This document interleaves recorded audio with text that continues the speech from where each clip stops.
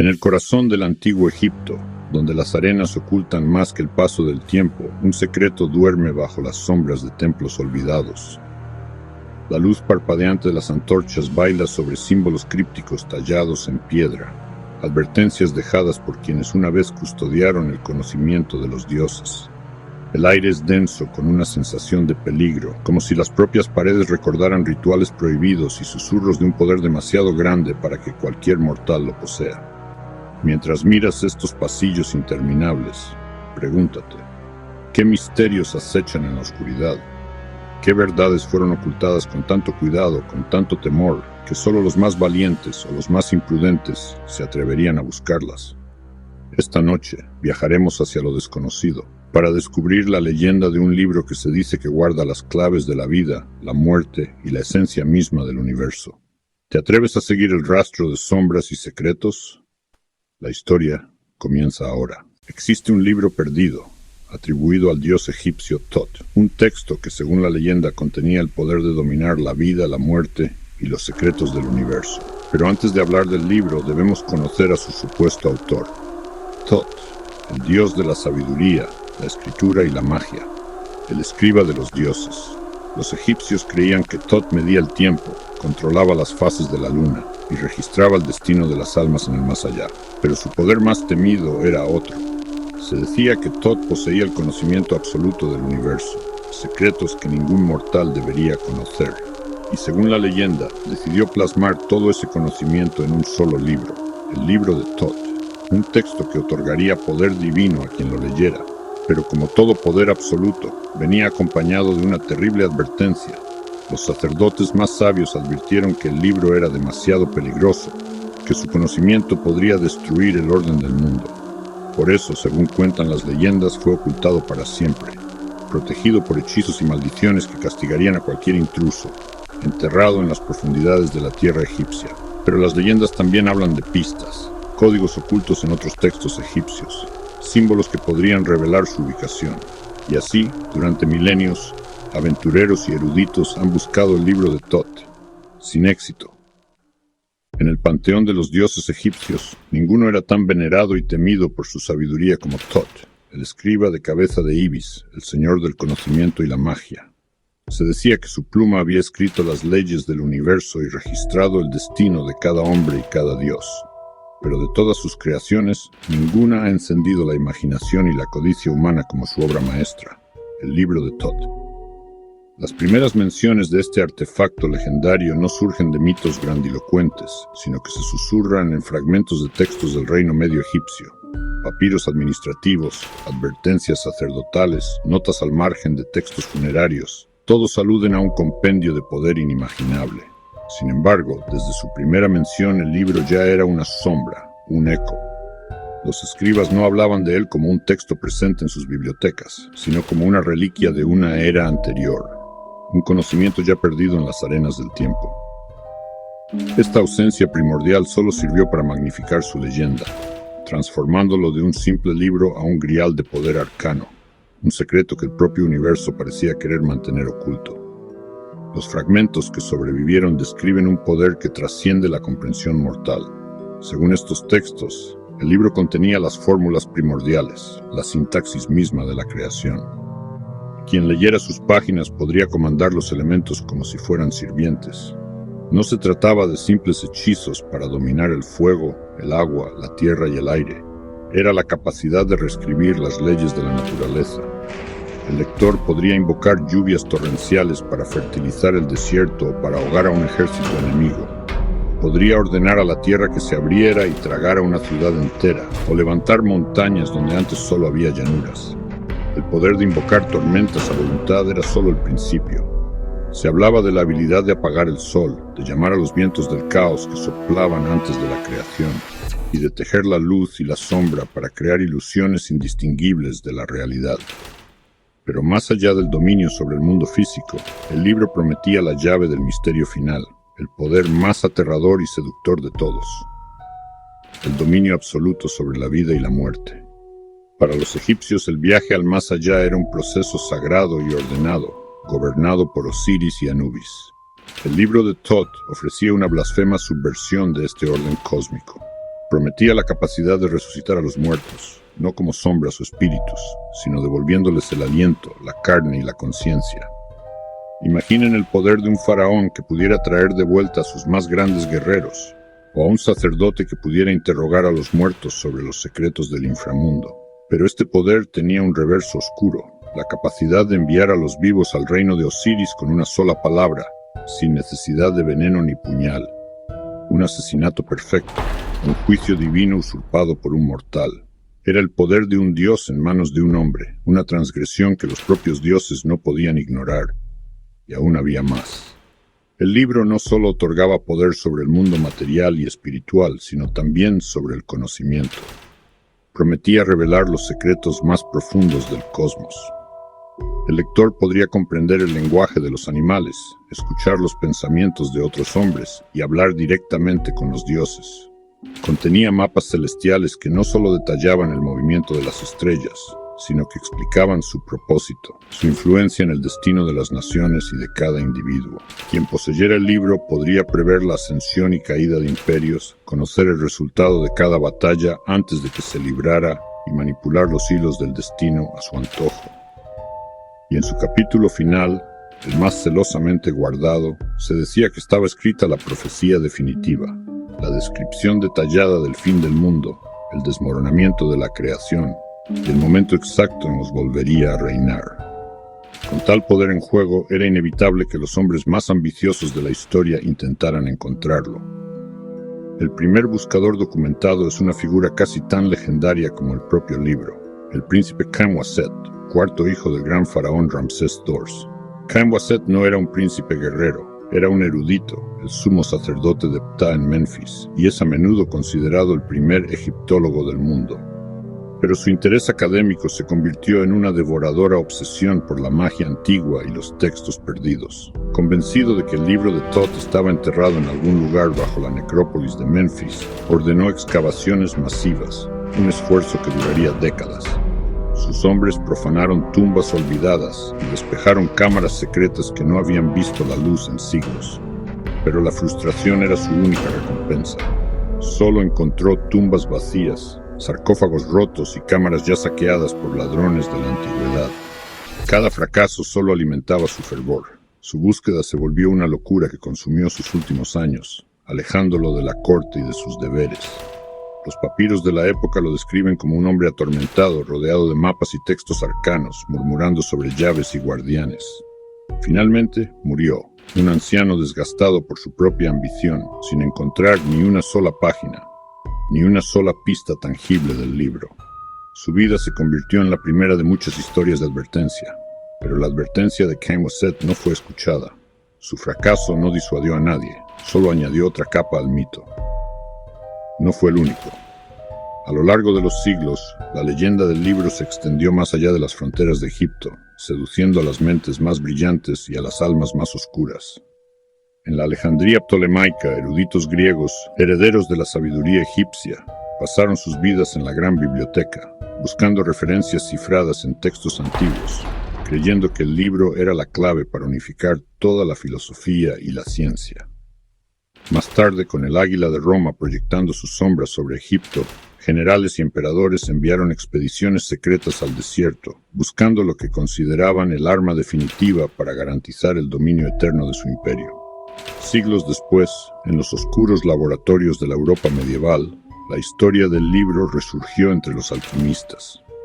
Para ellos, no era solo un libro de hechizos, sino el texto fundamental que contenía la fórmula de la piedra filosofal y el elixir de la vida eterna. Todos ellos, separados por eras y culturas, estaban unidos por la misma fiebre, la atracción fatal hacia la promesa de poder absoluto, y todos, sin excepción, compartieron el mismo destino sombrío. Las crónicas están llenas de finales abruptos y misteriosos.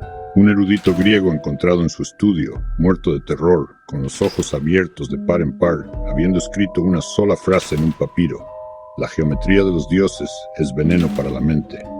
Una cohorte romana entera que marchó hacia el oasis de Siwa en busca de una pista y nunca regresó, desaparecida sin dejar rastro. Un alquimista de Praga cuyo laboratorio fue encontrado reducido a cenizas por un fuego de origen desconocido, con un círculo de sal intacto en el centro.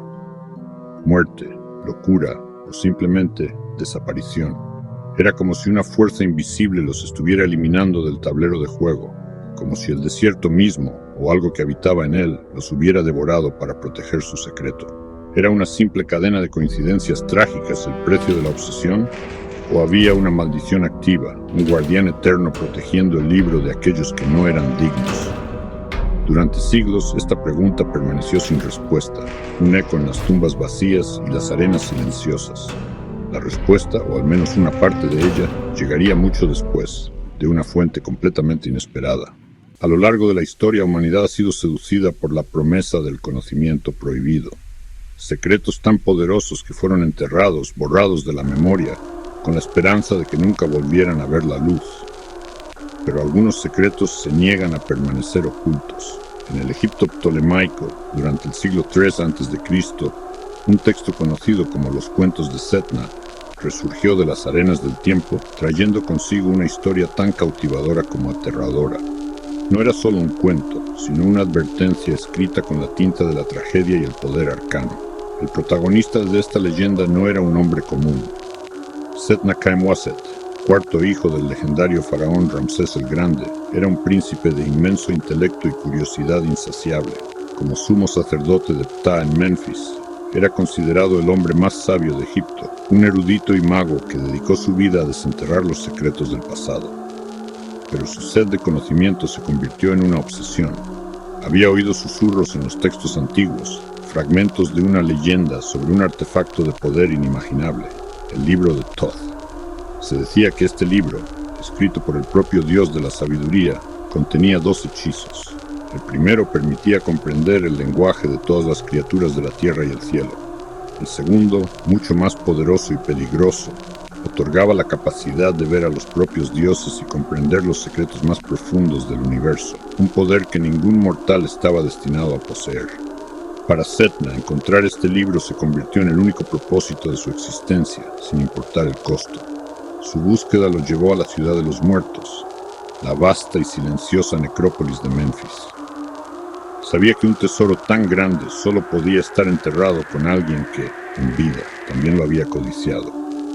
Noche tras noche caminó entre los sepulcros, un fantasma viviente en un reino de fantasmas, descifrando inscripciones olvidadas, buscando una señal, una pista que lo guiara hacia su destino. Finalmente la encontró. Oculta y sin marcar para el ojo inexperto, había una tumba protegida no solo por piedra, sino por poderosa magia. Los sellos grabados en su entrada brillaban con una luz sobrenatural, advirtiendo a todos los que se atrevieran a perturbar el descanso de los muertos. Pero para Setna, estos símbolos no eran una advertencia, sino una confirmación. Había encontrado el lugar. Rompiendo los sellos con su propia magia, sintió un aire gélido salir de la oscuridad, cargado con el peso de los siglos y un profundo pesar. Al entrar, la luz de su antorcha reveló una escena imposible.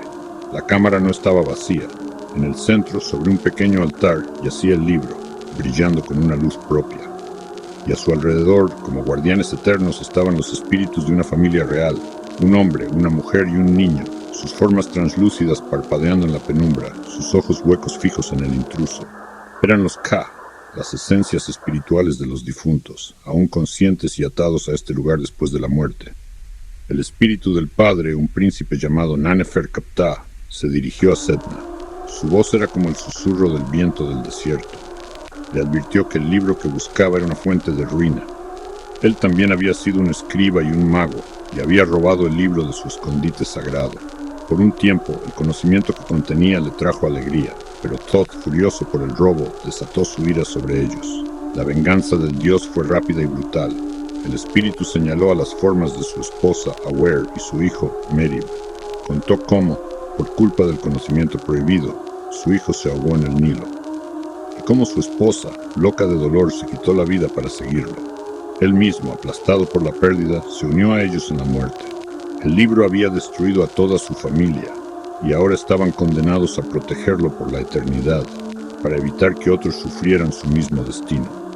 Setna escuchó la trágica historia, vio el dolor eterno en los ojos de los espíritus. Pero la arrogancia del erudito y la ambición del príncipe eran más fuertes que la prudencia. Creía que era más sabio, más poderoso que Nanefer-Kaptah. Creía que podía controlar el poder donde otros habían fallado. Ignorando las súplicas de los muertos, extendió la mano. Robó el libro directamente de entre las manos fantasmales del espíritu, un acto de profanación y soberbia. En el momento en que sus dedos tocaron el papiro, un torrente de poder recorrió su cuerpo. Al leer las primeras líneas, el universo se desplegó ante él. Obtuvo poderes que superaban sus sueños más salvajes. Podía hablar con los animales y entender el susurro de las estrellas. Podía comandar los vientos y las tormentas y leer los corazones de los hombres. El conocimiento de los dioses era suyo. Pero tal poder absoluto tenía un precio terrible, una corrupción que se filtraba en el alma. El conocimiento no solo lo iluminó, sino que también lo aisló, creando un abismo entre él y el mundo mortal. La alegría del descubrimiento fue rápidamente reemplazada por el peso de los secretos que ahora llevaba, y entonces la maldición comenzó a manifestarse, reflejando la tragedia de Neferkaptah con una crueldad poética. Su propia familia comenzó a sufrir desgracias inexplicables. Su esposa era atormentada por pesadillas de ahogamiento y tumbas acuáticas. Su hijo cayó enfermo con una fiebre que ningún sanador podía curar. El palacio real, antes un lugar de luz, se llenó de sombras ominosas y susurros inexplicables. Plagas, visiones aterradoras, un miedo palpable que se apoderó de todo lo que amaba. Los espíritus de la tumba no habían olvidado el robo. Su tormento no era físico, sino psicológico. Lo acosaban día y noche, no con violencia, sino con visiones. Le mostraban una y otra vez la muerte de su propia familia, obligándolo a presenciar el futuro que su arrogancia había forjado. Lo aislaron en una prisión de culpa y miedo, donde todo su vasto conocimiento era inútil para salvar a sus seres queridos. Finalmente, quebrado y desesperado, Sedna comprendió su terrible error. El libro no era un regalo, sino un veneno. El poder que le otorgaba era una ilusión que ocultaba una verdad devastadora. Hay conocimientos que la mente mortal no puede soportar. Con el corazón lleno de pavor y arrepentimiento, emprendió el camino de regreso a la necrópolis. No como un príncipe orgulloso, sino como un suplicante derrotado. Regresó a la tumba para devolver el libro. Pero los espíritus, guardianes de un dolor eterno, exigían más que una simple devolución. La restitución requería un sacrificio. Para romper la maldición sobre su familia, Sedna tuvo que jurar por los nombres de los dioses más poderosos que nunca revelaría la ubicación de la tumba ni el contenido del libro. Y tuvo que aceptar un castigo aún más terrible. Su línea familiar pagaría por su transgresión. Una sombra de infortunio se cerniría sobre sus descendientes, una maldición que se extendería por generaciones como un eco de su propia arrogancia. Solo entonces los espíritus aceptaron el libro y la maldición inmediata sobre su esposa e hijo fue levantada. La historia de Sedna se convirtió en una leyenda susurrada, una advertencia grabada en la conciencia de Egipto. Es un eco del mito de Prometeo, de Ícaro, de Fausto, la eterna tragedia del hombre que busca el poder de los dioses y solo encuentra su propia ruina. Nos recuerda que algunos conocimientos son demasiado peligrosos para los mortales y que ciertas puertas, una vez abiertas, nunca pueden volver a cerrarse por completo. El siglo XXI, con su promesa de desvelar todos los secretos a través de la ciencia, no ha hecho más que avivar las llamas de esta antigua obsesión. En tiempos modernos, una nueva generación de arqueólogos y egiptólogos, armados no con látigos y sombreros de fieltro, sino con doctorados y subvenciones multimillonarias, han retomado la búsqueda. Ya no se trata de la febril caza de tesoros de antaño, sino de una investigación metódica, casi quirúrgica. Sin embargo, bajo la superficie de la rigurosidad académica, late el mismo pulso ancestral, el deseo irrefrenable de encontrar el libro de Thoth. No están solos. Consorcios privados, financiados por mecenas anónimos con una fascinación casi patológica por lo oculto, compiten en las sombras, moviendo hilos políticos y económicos para obtener permisos de excavación en zonas prohibidas, lugares que los libros de historia afirman que no guardan nada de interés. Para ello, despliegan un arsenal tecnológico que habría parecido magia a los exploradores del pasado. Utilizando tecnología avanzada, se proponen explorar lugares antes inaccesibles, sellados por milenios de arena y silencio. Equipos de geofísicos peinan el desierto, arrastrando dispositivos que emiten pulsos hacia las entrañas de la Tierra. El radar de penetración terrestre, o GPR, dibuja mapas de lo invisible bajo sus pies. La tomografía de resistividad eléctrica mide cómo la corriente fluye a través del subsuelo, delatando la presencia de vacíos, de cámaras construidas por el hombre. Incluso la tomografía de muones, una técnica revolucionaria que utiliza partículas cósmicas para escanear el interior de estructuras masivas como las pirámides, se ha unido a la cacería. En laboratorios móviles, bajo el sol implacable del desierto, los científicos observan con la respiración contenida cómo los datos se procesan, cómo líneas de código se transforman en un eco del pasado. Y entonces, sucede. En las pantallas surgen anomalías, contornos fantasmales que no deberían estar ahí, y han encontrado cámaras ocultas que no aparecen en ningún mapa antiguo, ni siquiera en los registros más secretos de los sacerdotes del templo. Son espacios vacíos en la historia, cavidades secretas bajo la meseta de Giza o escondidas en las profundidades del Valle de los Reyes. Tras meses de perforación cuidadosa, las cámaras de fibra óptica revelan las primeras imágenes, entradas selladas con símbolos que no coinciden con ningún texto conocido, ni jeroglífico, ni hierático, ni demótico. Son glifos de una complejidad matemática y astronómica asombrosa que parecen representar no palabras, sino conceptos puros, la vibración del universo, la geometría del alma, y al entrar, el misterio se profundiza. Se encuentran con una arquitectura que desafía todo lo que sabemos sobre la construcción egipcia. Muros de diorita y granito cortados con una precisión que ni el láser moderno podría igualar fácilmente. Uniones entre bloques tan perfectas que no se puede introducir ni el filo de una navaja. Estructuras megalíticas subterráneas que parecen diseñadas para canalizar algún tipo de energía con propiedades acústicas extrañas donde el sonido muere por completo o se amplifica hasta lo insoportable. Pero cada vez que la humanidad se acerca a estos umbrales prohibidos, el velo de la realidad parece rasgarse. Ocurren cosas extrañas, fenómenos que desafían la lógica y la ciencia que los ha llevado hasta allí. No son las burdas maldiciones de las películas de Hollywood, sino algo mucho más sutil y aterrador. Equipos electrónicos de última generación, blindados contra cualquier interferencia, fallan sin explicación alguna. Las baterías se agotan en segundos. Los datos de los discos duros se corrompen volviéndose un galimatías digital indescifrable. Y las brújulas giran sin control, como si el polo magnético de la Tierra se hubiera vuelto loco en ese punto exacto. Peor aún, el efecto se extiende a la mente humana. Investigadores de impecable trayectoria, hombres y mujeres de ciencia, reportan sufrir alucinaciones vívidas y compartidas. Escuchan susurros en una lengua muerta que nadie ha hablado en 4000 años. Ven figuras fugaces con máscaras de ibis en la periferia de su visión. O sienten una opresiva sensación de ser observados por una inteligencia ancestral y hostil. La historia está plagada de susurros sobre el destino de quienes llegaron demasiado lejos. Se habla de la expedición de la Croix en 1928, que se adentró en una tumba recién descubierta cerca de Saqqara y nunca más fue vista. O del equipo geofísico japonés en los años 90, que reportó haber encontrado una vasta estructura subterránea antes de que todas sus comunicaciones cesaran abruptamente. Oficialmente, fueron víctimas de derrumbes o tormentas de arena, pero en los círculos esotéricos se sabe la verdad. Son expediciones enteras que desaparecen sin dejar rastro, borradas de la existencia por tocar lo que no debían.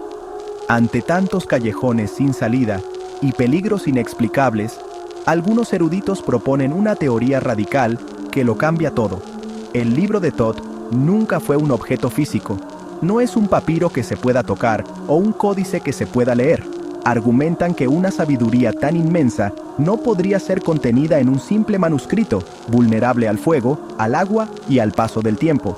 Proponen, en cambio, que se trata de un sistema de conocimiento vivo, una compleja red de sabiduría sobre la creación, la materia y la conciencia, transmitido oralmente de maestro a discípulo, en el más absoluto secreto, a través de una cadena ininterrumpida de iniciados. Este conocimiento no se escribía, se vivía, se memorizaba a través de rituales, cánticos y estados alterados de conciencia. Y para aquellos que no pertenecían al círculo interno, la sabiduría estaba a la vista de todos, pero oculta en un lenguaje que solo los iniciados podían comprender. Estaba codificado en la arquitectura misma de los templos. Las proporciones del templo de Karnak, la alineación de las pirámides con la constelación de Orión, los ángulos precisos de los pasadizos, nada era al azar.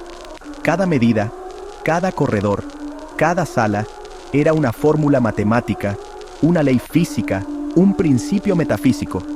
El propio Egipto era el libro. Pero aquí el misterio se expande hasta abarcar el globo entero, desafiando las cronologías aceptadas de la historia humana. Referencias a un compendio de sabiduría similar, un libro de origen divino que otorga poder sobre la realidad, aparecen en culturas que, supuestamente, nunca tuvieron contacto directo con el antiguo Egipto. En el otro lado del mundo, los textos mayas, como el Popol Vuh, hablan de un conocimiento primordial entregado a los primeros hombres por los dioses creadores. En las aisladas alturas del Himalaya, ciertos pergaminos tibetanos de la tradición Bon describen libros de hierro que contienen los secretos del universo, traídos desde un reino celestial. Incluso en la Europa medieval, alquimistas y filósofos herméticos buscaban con desesperación la tábula esmaragdina, la tabla esmeralda, un texto atribuido al propio Hermes Trismegisto, la encarnación greco-romana del dios Tot. Todos describen lo mismo, un conocimiento fundamental, una clave para descifrar el universo. Es como si el mismo conocimiento, la misma sabiduría primigenia, hubiera existido en todo el mundo, sembrado en la albores de la humanidad por una fuente común y desconocida. ¿Una civilización madre perdida? ¿Una intervención extraterrestre? ¿O una herencia inherente a la propia conciencia humana, esperando ser despertada? Esto nos lleva a las preguntas más inquietantes. Después de tantos milenios, ¿es posible que el libro, ya sea en su forma física o como tradición oral, aún exista? ¿Que esté en algún lugar, oculto en una bóveda olvidada o en la memoria de un linaje secreto, esperando al buscador correcto, a la mente preparada para comprenderlo sin enloquecer? ¿O la verdad es aún más perturbadora? ¿Es posible que ya haya sido encontrado, quizás hace siglos, pero deliberadamente mantenido en secreto? Oculto no por ignorancia, sino por un conocimiento demasiado profundo de sus implicaciones. La historia está llena de sociedades secretas, desde los Rosacruces hasta ciertas logias masónicas de alto grado, que afirman ser herederas de la sabiduría egipcia.